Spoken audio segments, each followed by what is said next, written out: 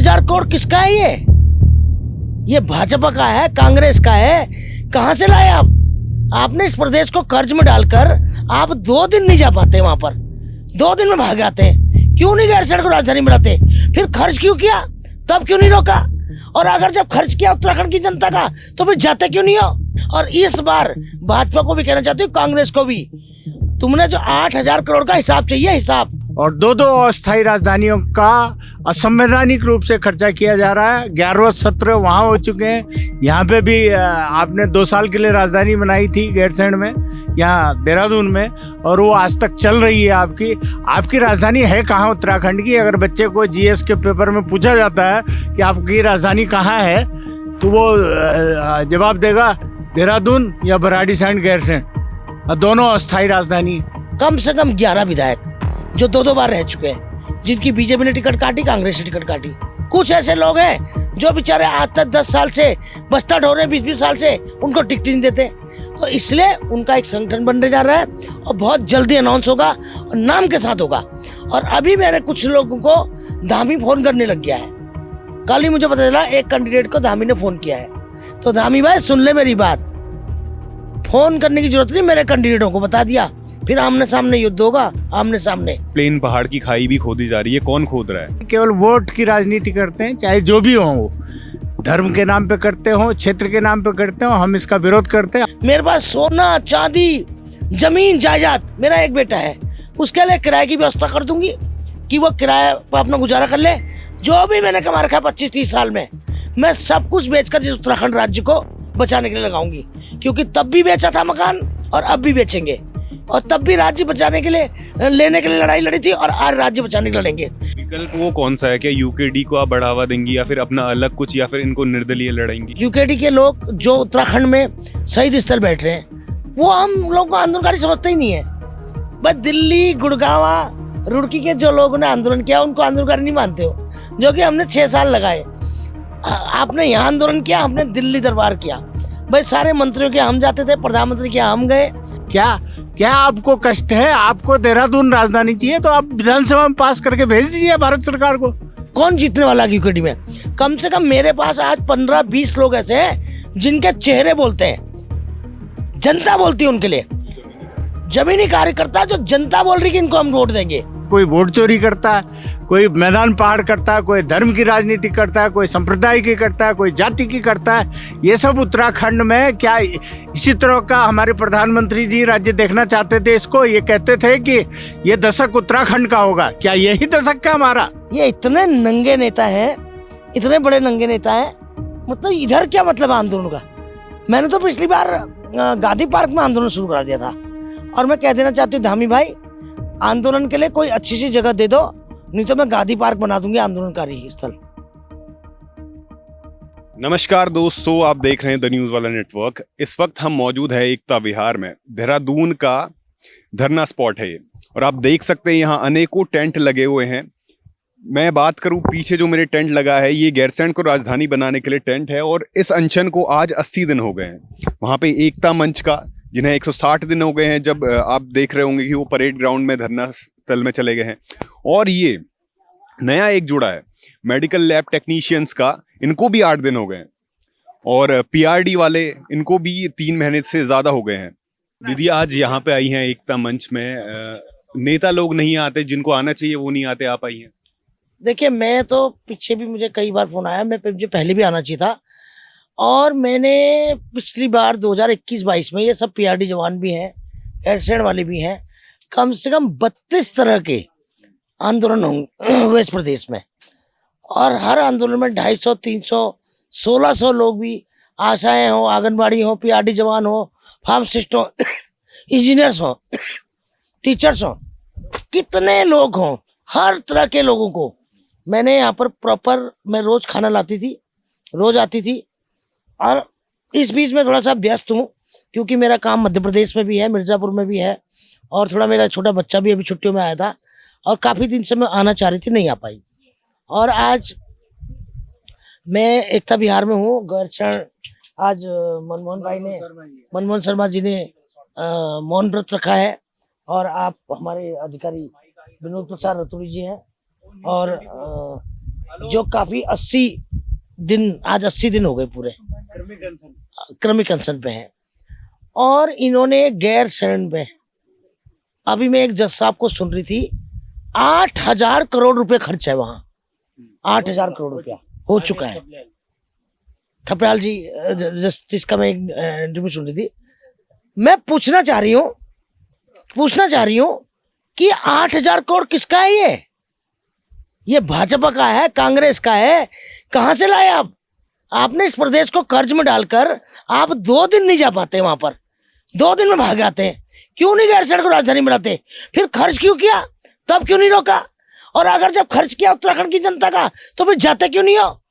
फिर इनकी सांसें अटक जाती। वहां जाएंगे, जितने नेता होंगे सब मॉर्निंग वॉक करते हैं, वहां पर जाके मॉर्निंग वॉक करते हैं और दिखाते हैं, देखो जैसे घूमने का स्थल बना रखा है। और वहां पर जाके इनकी खून जम जाते हैं। वहां ठंड लगती है इनको, जब इनको ठंड लगती तो आम जनता कैसे रहती होगी वहां 12 मास? जब तुम, कितने दिन तुम्हारा सेशन चलता है? विधानसभा चलती कितने दिन है? मगर जाना पड़ेगा इनको। नहीं जाएंगे तो इस बार 2027 में चाहे भाजपा हो चाहे कांग्रेस हो, दोनों पार्टियां बाहर का रास्ता देखेंगी। और मैं आज आपके माध्यम से बताना चाहती हूँ, इस मंच में कह रही हूँ, आज एकता विहार में हम लोग बहुत जल्दी ही, जितने उत्तराखंड के अंदर, आप केदारनाथ से ले लीजिए, आप धारचूला तक, डीडी हाट तक, आज ऐसे लोग हैं जो चुनाव लड़ना चाहते हैं, क्षेत्र का काम करते हैं, उनको ये राष्ट्रीय पार्टियां टिकट नहीं देती, ये ऊपर से ले आती है पैराशूट करके। जब इनके बेटा बेटी बहू से टिकट फ्री होगी तभी तो। जो गुंडा राज तुमने कर रखा है ना। और इस बार भाजपा को भी कहना चाहती हूँ, कांग्रेस को भी, तुमने जो 8,000 करोड़ का हिसाब चाहिए, हिसाब तुमसे, कि भाई क्यों खर्च किया तो जाते क्यों नहीं हो? और क्यों नहीं 4 साल 5 साल आप धरना करते हो? बस एक वीडियो डाल देंगे फेसबुक में, ये फेसबुक जी नेता जो है ना, तो फेसबुक में ही रहेंगे इस बार। इनको वोट भी फेसबुक में ही मिलेगी, इनको जमीनी हालत पे वोट नहीं मिलेगी। और मैं आज आपके माध्यम से कहना चाहती हूँ, जितने मेरे पीआरडी जवान हैं, जितने मेरी आशाएं हैं, जितने आंगनबाड़ी हैं, जितने गैरसैंण का आंदोलन कर रहे हैं, और जितने भी संगठन हैं, मैं सबसे अनुरोध करना चाहती हूँ, जो इस बार तीसरा विकल्प आएगा। पिछली बार मुझे 7 दिन मिले थे, इन्होंने टिकटें मैंने जिनको देना चाहती सब उड़ा दिए, इन्होंने सब ले गए। 2 दिन मात्र बचा था। और इस बार मैं अपने संगठन को मजबूत, मेरे पे 1 साल का टाइम है, और मैं पूरे उत्तराखंड को ऐलान करना चाहती हूँ, युवाओं को खासतौर से, जो ये कभी नहीं सोचा, चाहे भाजपा चाहे कांग्रेस, हालात आपकी तब 10 की 10 रहेगी। भाई भाजपा तो अभी 8-9 साल से आई ना, उससे पहले कांग्रेस तो थी, उन्होंने क्या न्याय किया आपका? कुछ नहीं किया ना। तो इसलिए कहना चाहती हूँ कि आज कम से कम 11 विधायक, कम से कम 11 विधायक जो 2-2 बार रह चुके हैं, जिनकी बीजेपी ने टिकट काटी, कांग्रेस ने टिकट काटी, मतलब भाई अपने लोगों को टिकट दे दी, पैराशूट से टिकट दे दी। कुछ ऐसे लोग हैं जो बेचारे आज तक 10 साल से बस्ता ढो रहे हैं, 20-20 साल से, उनको टिकट नहीं देते। तो इसलिए उनका एक संगठन बनने जा रहा है, और बहुत जल्दी अनाउंस होगा, और नाम के साथ होगा। और अभी मेरे कुछ लोगों को धामी फोन करने लग गया है। कल ही मुझे पता चला एक कैंडिडेट को धामी ने फोन किया है। तो धामी भाई सुन ले मेरी बात, फोन करने की जरूरत नहीं, मेरे कैंडिडेटों को बता दिया, फिर आमने सामने युद्ध होगा, आमने सामने। इसलिए मैं अभी धामी को कुछ नहीं बोल रही हूँ। कुछ कारण है मुझे, क्योंकि उस दिन बहुत बुरा लगा था, होली के 2 दिन पहले जब धामी ने कहा था मुझे कि आप बहुत खराब मेरे लिए वीडियो बनाती हैं, तो मैंने थोड़ा रोक लगाई है, सिर्फ 2 महीने के लिए। और अगर इस तरह का करेंगे आप उत्तराखंड के लिए, अगर हम अच्छा सोच रहे हैं, हम चाहते हैं, मैं एक आंदोलनकारी हूँ, उत्तराखंड राज्य आंदोलनकारी हूँ, उत्तराखंड की बेटी हूँ। और आज जब मैं सब कुछ अपना, और आज कहना चाहती हूँ, मेरे पास सोना चांदी जमीन जायदाद, मेरा एक बेटा है, उसके लिए किराए की व्यवस्था कर दूंगी कि वो किराए पर अपना गुजारा कर ले। जो भी मैंने कमा रखा है 25-30 साल में, मैं सब कुछ बेचकर जिस उत्तराखंड राज्य को बचाने के लिए लगाऊंगी। क्योंकि तब भी बेचा था मकान, और अब भी बेचेंगे, और तब भी राज्य बचाने के लिए, लेने के लिए लड़ाई लड़ी थी, और आज राज्य बचाने के लिए लड़ेंगे। और आज कहना चाहती हूँ सबसे, मैं अभी कुछ दिन पहले एक स्टोरी सुन रही थी इंदिरा गांधी की। इंदिरा गांधी जब आपातकाल आया, जब संकट आया, जब वर्ल्ड वार थी, उस वक्त इन्होंने स्वराज भवन, आनंद भवन, सारा सोना चांदी जमीन सब देश के नाम कर दिया। तो क्या हम उनसे कुछ तो सीख ले सकते हैं? भाई इंदिरा जी कांग्रेस में ठीक थी, उसके बाद जो नस्लें आई ना इनकी, है जो नीचे, जो राहुल गांधी हो चाहे प्रियंका गांधी हो, ये जो बुढ़े नेता है ना, बुढ़े 80-90 साल के बुढ़े नेता, वो जो है इनकी नहीं चलने देते। ये तो बस एक कांग्रेस पार्टी के कहते हैं ना चिराग है, उत्तराधिकारी हैं। बाकी सारा कॉकस कांग्रेस ने बड़े बड़े लोगों को बाहर किया, बड़े बड़े लोगों को बाहर किया, चाहे हेमंत बिस्वा हो, चाहे तमिलनाडु का थरापति विजय हो, चाहे आप राजशेखर रेड्डी का लड़का हो, क्या रेड्डी नाम है मैं भूल रही हूँ उसका, जगन मोहन रेड्डी, राजशेखर रेड्डी का लड़का, जब वो प्लेन क्रैश में मरे थे, उनकी मां इनके धक्के खाती रही, 18 महीने वो जेल चला गया, कांग्रेस ने सुध नहीं ली और वो मुख्यमंत्री बना। तो इसी तरह बहुत सारे राज्य, हेमंत बिस्वा, तो कांग्रेस से हटकर कई लोग कई स्टेटों में राज्य बन गए, सीएम बन गए।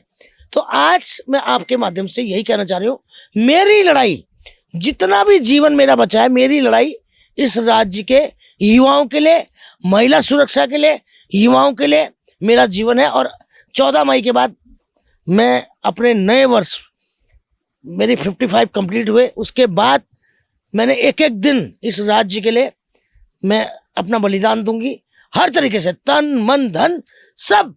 और मैं आज कहना चाहती हूँ सभी भाइयों को, आपकी लड़ाई सिर्फ एक तीसरा विकल्प लड़ सकता है और कोई नहीं लड़ सकता। तो विकल्प वो कौन सा है? क्या यूकेडी को आप बढ़ावा देंगी या फिर अपना अलग कुछ, या फिर इनको निर्दलीय लड़ाएंगी? देखिए, आज प्रेस क्लब में एक आंदोलनकारियों का इन्विटेशन था मुझे, और मुझे बुलाया था। अब स्टेज पे देखे तो ऐसे थके हुए लोग बैठे थे, जो ऐसी ऐसी आत्माओं जिन्होंने उत्तराखंड को शर्मसार किया, उनका स्वागत कर रहे हैं, उनको शॉल पहना रहे हैं, उनको मंदिरों में ले जा रहे हैं, वो स्टेज पे बैठे हुए हैं। तो मैं वहां से वापस आ गई। मैंने उस आंदोलन में, जो आंदोलनकारियों को था, कुछ 10-20 लोग थे आंदोलनकारी, तो मैं मेरे से बोला कि 100-150 लोग हैं और सब आंदोलनकारी, तो मुझे ऐसा कोई आंदोलनकारी वहाँ नजर नहीं आया, तो मैं वापस आ गई। तो उसके बाद ये हालात है। तो इसी तरह यूकेडी के अंदर भी है। यूकेडी के लोग जो उत्तराखंड में शहीद स्थल बैठ रहे हैं, वो हम लोग को आंदोलनकारी समझते ही नहीं है। बस दिल्ली, गुड़गांव, रुड़की के जो लोगों ने आंदोलन किया, उनको आंदोलनकारी नहीं मानते हो, जो कि हमने 6 साल लगाए। आपने यहाँ आंदोलन किया, हमने दिल्ली दरबार किया, भाई सारे मंत्रियों के हम जाते थे, प्रधानमंत्री के हम गए, तो ये लोग हमको नहीं मानते। तो इसलिए बड़ा दुर्भाग्य है इस बात का। इसलिए मैं किसी पार्टी पॉलिटिक्स में, किसी नया दल बनाएंगे हम, मैं भी तो आंदोलनकारी हूँ भाई, लगाए ना कोई उत्तराखंड राज्य में लड़ाने के लिए पैसा भी तो चाहिए, झंडे डंडे बैनर, भाई यूकेडी के पास है तो लगाए। आप मुझे बताए किसको, कौन जीतने वाला है यूकेडी में? कम से कम मेरे पास आज 15-20 लोग ऐसे हैं जिनके चेहरे बोलते हैं, जनता बोलती है उनके लिए, जमीनी कार्यकर्ता, जो जनता बोल रही कि इनको हम वोट देंगे। मैं ऐसा सर्वे करके ले रही हूँ, कम से कम अभी तक 20 है, आने वाले टाइम पे 50 हो जाए मैं नहीं कह सकती। इस समय मेरे पास 20 है जिनके मैंने सर्वे करा रखा है, जनता ने कहा हम इन्हीं को जिताएंगे इस बार। 20 विधायक आज की तारीख में मेरे पास हैं, और आने वाले टाइम में 50 हो जाए तो ये उत्तराखंड की जनता, आपको पता ही है युवा किस तरह से परेशान है, आज युवा महिला है। तो इसलिए अवश्य मुझे कामयाबी मिलेगी। मुझे क्या मिलेगी, मैं तो लड़ नहीं रही हूँ, मुझे तो विधानसभा लड़ना नहीं है। मैंने कहा जब भी लड़ूंगी लोकसभा, नहीं तो नहीं लड़ूंगी, मैं वैसे ठीक हूँ, और मेरी आवाज़ बुलंद है, और मेरी आवाज़ सरकार सुनती है, सरकार तक जाती है, और मैं इस आवाज़ को हमेशा इसी तरह उठाती रहूंगी। दीदी, जैसे अभी आपने बोला कि रुड़की, गुड़गांव, इनके जो बाहर के लोग हैं, जो गैर पहाड़ी है, उनके आंदोलनकारियों को आंदोलनकारी नहीं समझा जाता। तो अभी ऋषिकेश में भी एक वो हो रहा था। ऐसा नहीं है, हम जो दिल्ली वाले थे वो भी सब पहाड़ी थे, उसमें 80% गढ़वाल के लोग थे, 20% हम कुमाऊं के लोग थे, मतलब रेशो था 80-20 का। क्योंकि आंदोलन हम लोग काफ़ी किए वहाँ पर, क्योंकि दिल्ली और में ज़्यादातर गढ़वाल इधर साइड से लोग ज़्यादा बसे हैं, हमारे कुमाऊं के लोग बम्बई इधर उधर ज़्यादा बसे हैं। तो इसलिए हम लोग भी, सब लोगों ने मिक्स आंदोलन किया। गढ़वाल और कुमाऊं था ही नहीं हमारे यहाँ, हम जब आंदोलन करते एक थे, सारे एक थे। आज इन नेताओं ने गढ़वाल और कुमाऊं को और जौनसार को बांट रखा है, अलग अलग कर रखा है, और प्लेन्स को, प्लेन्स वाले भी थे। और ऐसा नहीं है कि जो आज हरिद्वार में है, रुड़की में है, वो भी तो हमारे हैं। हमने लक्सर भी मांगा, हमने भगवानपुर भी मांगा, हमने क्या कहते हैं पिरान कलेक्ट भी मांगा, और हमने झबरेड़ा भी मांगा, वो सब हमारे पूरा उत्तराखंड ये पहाड़ी राज्य है, जैसे हिमाचल है, हम तो चाहते हैं हमें सहारनपुर में मिले, हमारे पहाड़ में शामिल हो जाए। तो उन लोगों को भी अपने आप को पहाड़ी राज्य का मानना चाहिए, और वो है। ये नेताओं ने प्लेन पहाड़ की राजनीति कर रखी है, जिस खाई को मैं खत्म करूंगी और बहुत जल्दी खत्म करूंगी। दीदी, जैसे ऋषिकेश में एक अभी मामला हुआ था जिसमें बहुत 2 लोगों को नंगा करके बुरी तरह से पीटा गया था, तो लोगों में इतना गुस्सा क्यों है? प्लेन और पहाड़ की खाई कौन खोद रहे हैं? ये नेता लोग खोदते हैं ना, विधानसभा पहुंचते हैं प्लेन, और ये तो सोशल मीडिया में खोदते हैं, ऐसा कुछ नहीं है। मैं भी रही हूँ लोकसभा हरिद्वार में, मुझे जितना प्रेम हरिद्वार से मिला शायद मुझे कहीं कभी नहीं मिला। मेरे को जितना प्रेम कम से 410 प्रोग्राम में मैं मुख्य अतिथि रही हूँ, सारे प्लेन वाले थे। ऐसा नहीं मैं उत्तराखंड की बेटी हूँ, मैं पहाड़ की लड़की हूँ। तो ये कुछ चंद भर लोगों ने प्लेन पहाड़ कर रखा है, बाकी ऐसा वहां कुछ नहीं है। सब लोग एक है, सब उत्तराखंड एक है, और मैं सम्मान करती हूँ पूरे हरिद्वार जिले के लोगों का। उधम सिंह नगर ये नेताओं की है, और कुछ छुट भैया नेता और कुछ सोशल मीडिया जो फ्रस्ट्रेटेड सोशल मीडिया है, उन्होंने ये सब फैला रखा है, बाकी ऐसा कुछ नहीं है। लेकिन ये असर तो दिख रहा है, क्योंकि उत्तराखंड के लोगों में बाहर के लोगों के लिए गुस्सा है, और इस मामले के बाद बाहर के लोग कह रहे हैं कि अगर बाहर के लोग उत्तराखंड में, जैसे अब हरियाणा वाला भी हमें कह गया, हरियाणा वाला कह रहा कि भाई हम आते तो तब तुम्हारा चूल्हा जलता है। अरे तुम हमारे प्रदेश में आ रहे हो, हम जितने भी आ रहे टूरिस्ट हम उसका स्वागत करते हैं। धर्माटन के लिए आइए ना, अय्यासी के लिए नहीं। तुम यहाँ पर धार्मिक स्थल समझ के आओ ना, तो किस लिए तुम अय्यासी करने आ रहे हो? अय्यासी कर रहे हैं, शराब पी रहे हैं, गंदगी फैला रहे हैं, और ऊपर से कर हम तुम्हारा चूल्हा जलाते हैं। तुम हमारा चूल्हा क्या जलाते हो? तमाम आज हमारे पहाड़ की लड़कियां कहाँ गायब हो गई हैं? सब दिल्ली, बम्बई, कलकत्ता, हरियाणा में मैंने खुद देखी है कई जगह। हमारे पहाड़ की लड़कियां 2 बच्चों के बाप के साथ रह रही है। वो यहाँ से ले जाते भगा के, और उनको गुमराह करके ले आते हैं, दोस्ती करके ले आते हैं, शादी का झांसा देते हैं, फिर वहाँ बेच देते हैं 2-4 दिन रख कर। वो बेचारी न घर की रहती न घाट की। ये बहुत लंबी बातें हैं, ये आने वाले समय में मैं बताऊंगी। बाकी मैं मुझे दुर्भाग्य है इस बात का, मैं उसका खिलाफत करती हूँ हरियाणा वाले का। उसको माफ़ी मांगनी चाहिए जिसने हमारे उत्तराखंड को ये कहा कि भाई हम तुम्हारा चूल्हा जलाते हैं। हमारे उत्तराखंड के लोग सक्षम हैं, मेहनती लोग हैं, और वो लेबरी करके खा लेंगे, वो भैंस पाल के दूध बेच देंगे, वो खेती कर लेंगे, वो मजदूरी कर लेंगे, वो केदार घाटी में काम कर लेंगे। मगर इस तरह का कहना ये उचित बात नहीं है, ये बहुत ही निंदनीय है। रतूड़ी जी, आज आपको 80 दिन हो गए हैं। क्या आपको दिख रहा है जो प्रदेश में अभी व्यवस्थाएं चल रही हैं, उससे आपका जो आंदोलन है वो व्यवस्थित हो पाएगा? नहीं, आपका मतलब हमारा गोल पूरा होगा कि नहीं होगा, अचीव होगा कि नहीं होगा, तो इसमें संशय के बादल हैं। क्योंकि 80 दिन हमारा कर्मिक अनशन का हो रहा है। आज हमारे मनमोहन शर्मा जी बैठे हुए हैं, और मैडम भावना पांडे जी भी यहाँ आई हैं। समर्थन तो हमें भरपूर मिल रहा है, और ये राजधानी हम बना के छोड़ेंगे। और ये गोल अगर भारतीय जनता पार्टी सरकार पूरा नहीं करती है, 2027 के चुनाव में इनका सुपड़ा साफ होगा। एक तरफ आपका जो है जोश है, समर्थन है, और दूसरी तरफ प्लेन पहाड़ की खाई भी खोदी जा रही है। कौन खोद रहा है?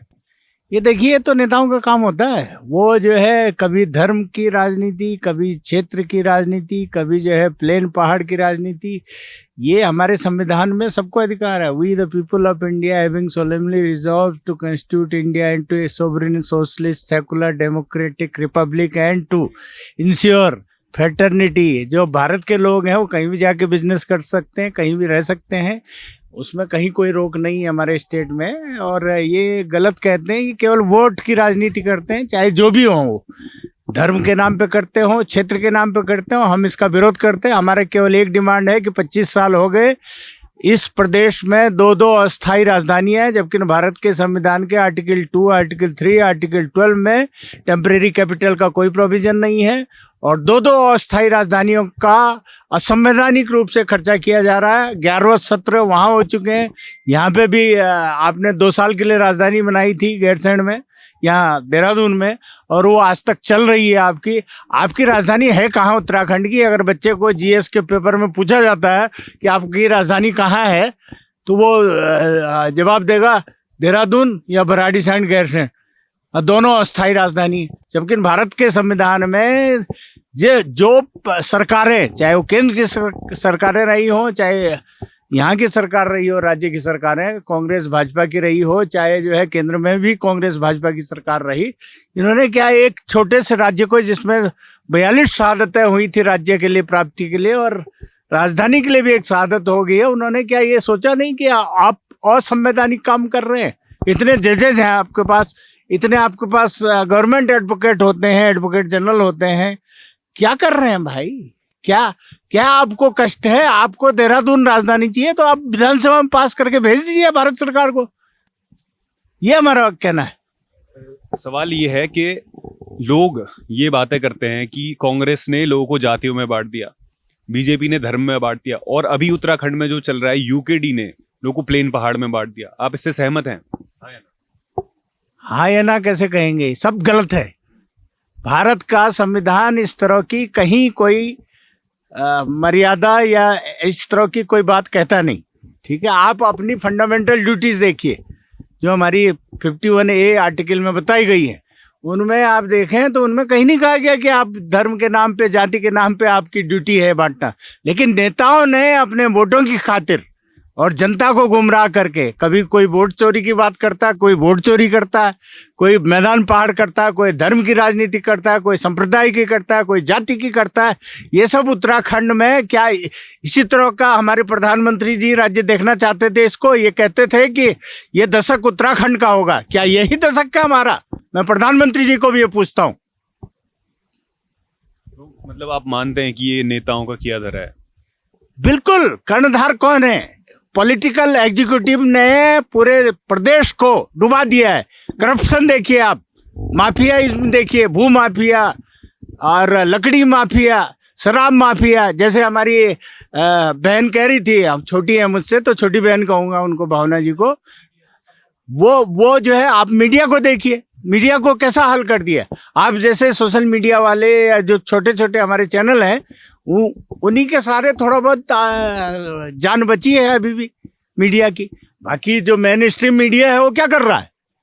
वो आप सब देख रहे हैं। भारत में सब कुछ फ्रीडम ऑफ स्पीच है आर्टिकल में 19 में।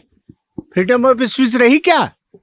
अभी आप देखिए, कोई पता नहीं कौन सी वो थी पार्टी, कोई थी वो कॉकरोच वाली, कॉकरोच जनता पार्टी, उनका सुना कि एक्स अकाउंट बंद हो गया, फिर उनका जो है जो इंस्टाग्राम भी शायद किसी ने हैक कर लिया।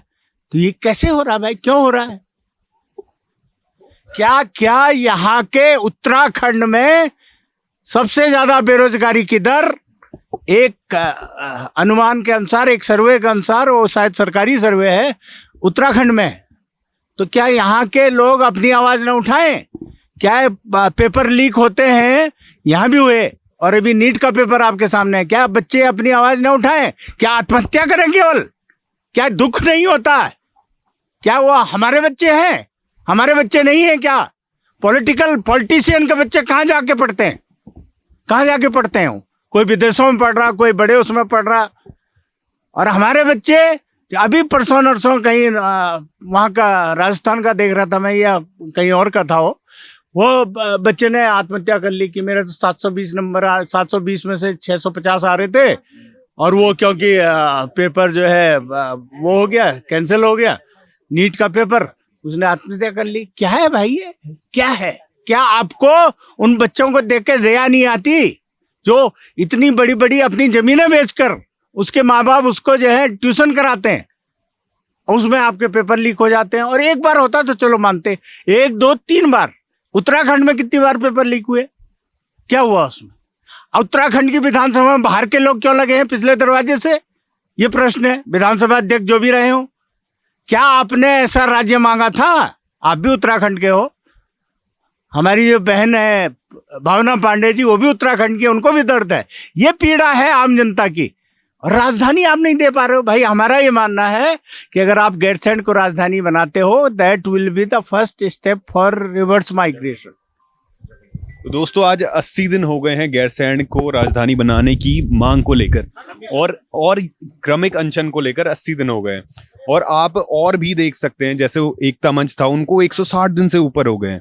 इनको नए मेडिकल लैब टेक्नीशियंस हैं, इनको 8 दिन हो गए हैं। मतलब जैसे जैसे इलेक्शंस का माहौल आता जा रहा है, वैसे वैसे धरनों का, अनशनों का काफिला बढ़ता जा रहा है। और पीआरडी के जवान हैं, इनको भी 3 महीने से ज्यादा हो गए हैं। जो पिछले 2021-22 में 23 दिन लगातार पूरे प्रदेश के लोग थे, कम से कम। और इसी तरह ये चल रहा मेडिकल लैब वालों का, और ये गैरसैंण वालों का है। और अभी भी देखिए आप, यहाँ पर भी 7-8 धरने लगातार पिछली बार भी थी। तो उस वक्त मैं यहीं पर थी, तो मैं बराबर यहाँ पर आ रही थी, और रोज मेरा एक जीप में खाना आता था। हाँ, 200-400 लोगों का, 15, कभी 1000 भी होते थे, कभी 1500 भी होते थे। ये हालात है, देखिए ये हालात है। पानी देखिए कैसे पी रहे हैं लोग, हैं इन लोगों को। हाँ, और ये अब बाथरूम की हालत देखिए आप, ये देखिए। जब इनके बड़े बड़े नेता आते हैं, हाँ काफिला चलता बड़े है, बड़े लाओ लश्कर नेता आते हैं, लाव लश्कर चलता है इनका, और इनका सब रेडीमेड बाथरूम चलते हैं। और हमारे प्रदेश के लिए धरना स्थल ये नाला है। अभी यहाँ पिछली बार करंट लग के मरे थे लोग, मतलब करंट लग गया था और एडमिट रहे, और इतना बुरा हाल, ये हाल है यहाँ। मेरे समझ में नहीं, आंदोलनकारियों का इतना जंगल में फेंका क्यों है, समझ में नहीं आया मुझे। ये इतने नंगे नेता हैं, इतने बड़े नंगे नेता हैं, मतलब इधर क्या मतलब आंदोलन का। मैंने तो पिछली बार गांधी पार्क में आंदोलन शुरू करा दिया था, और मैं कह देना चाहती हूँ धामी भाई, आंदोलन के लिए कोई अच्छी सी जगह दे दो, नहीं तो मैं गांधी पार्क बना दूंगी आंदोलनकारी स्थल। ये इस जगह पर कोई आम आदमी आ ही नहीं सकता। आम आदमी ना उसके पास सुविधा है आने की, कैसे आएगा, ना बस ना कुछ। इस जंगल में कौन आएगा बताओ, पड़े रहे आंदोलनकारी, चाहे कौन पूछने वाला, इनको कोई फर्क तो पड़ता नहीं है। कईयों को तो 160-80 3 महीने हो गए। हाँ, ये लोग धरने दे रहे। ये प्रदेश को, इसीलिए तो मैंने कहा ना, ये प्रदेश को बर्बाद कर दिया नेताओं ने। इसलिए इन नेताओं से मुक्ति दिलाना 2027 में जरूरी है, जरूरी हो गया। अब अवश्य हो गया है। ये सारी राष्ट्रीय पार्टियों से मुक्ति दिलाना इस प्रदेश को बहुत जरूरी हो गया है। तो इसलिए मैं कहना चाहता हूँ, ये देखो, ये इतना बेहद जंगल इलाका है, इतना जंगल इलाका है, यहाँ पर आम आदमी नहीं पहुंच सकता। पीछे सारी इनकी बोटर और झुग्गियां हैं सारी। अब बेचारे सब बेचारे इधर उधर, कोई निदेशालय गया है, कोई अपना कारपेंटर के बाद इतने बड़े बड़े बर्तनों में खुद ही बना रहे, खा रहे खाना। 150 दिन हो गए लोगों को, है बहुत ही शर्म की बात है, बड़े दुख की बात है। और इन नेताओं को, ये देखो, अभी आप देखे ना, अभी बरसात में ये सहजधारा, हाँ नाला है?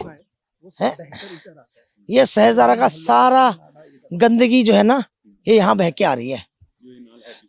हाँ,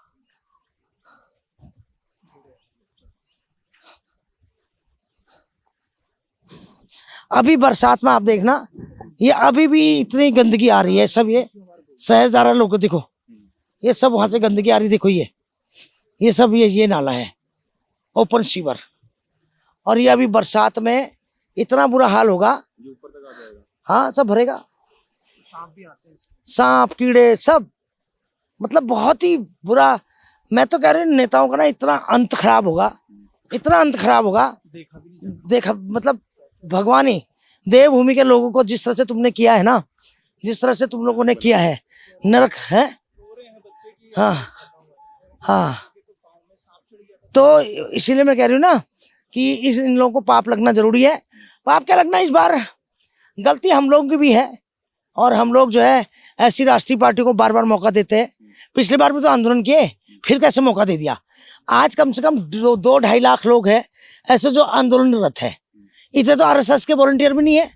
अगर ये वॉलंटियर की तरह काम करें, अगर ये वॉलंटियर की तरह काम करें, कम से कम ऐसे लोग हैं, मेरे हिसाब से 45,000 आंगनबाड़ी हो गई, 16,000 आशाएं हो गई, और पीआरडी जवान 23,000 थे उस समय, और इसी तरह 21,000 फार्मासिस्ट थे, इसी तरह 4,000 टीचर्स थे, और इंजीनियर थे 600-700, और इसी तरह लगा के तमाम 1-2 लाख लोग ऐसे हैं जिनको नौकरियां नहीं मिली हैं।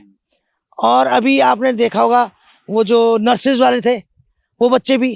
तो इसी तरह पूरे प्रदेश में 2.5 लाख लोग ऐसे हैं जो अभी कोर्स करके बैठे हैं, जिनको नौकरियां नहीं मिली हैं, ओवर एज हो गई है, और फीस भी ले लेते हैं उनसे।